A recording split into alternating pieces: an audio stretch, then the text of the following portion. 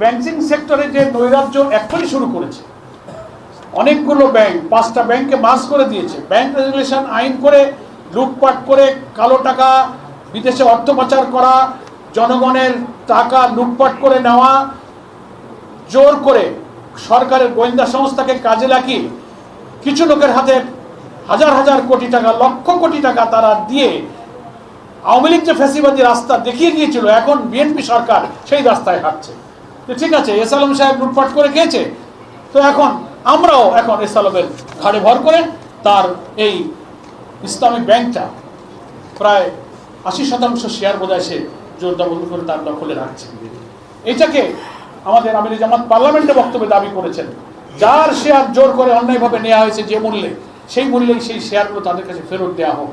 এবং অন্যায়ভাবে ব্যাংকের চেয়ারম্যান এমডিকে বদল করে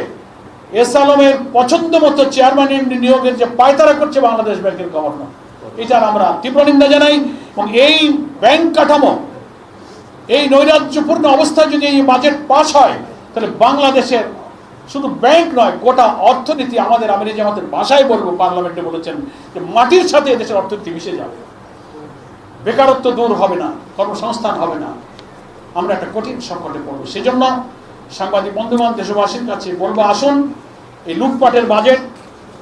যা গণবান্ধব নয়, উন্নয়ন বান্ধব নয়, বরং গণবিরোধী, তার বিরুদ্ধে আমরা সোচ্চার হই এবং সরকারের কাছে দাবি জানাই যে কালো টাকাকে সাদা করার সুযোগ এবারও রাখা হয়েছে,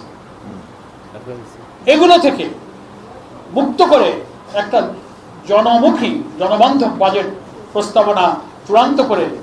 রেওয়াজ অনুযায়ী 30শে জুন বাজেট পাস হয়, তার আগে পার্লামেন্টে সেই সুযোগটা দিয়ে সরকার এখানেও যেন সংখ্যাগরিষ্ঠতার জোরে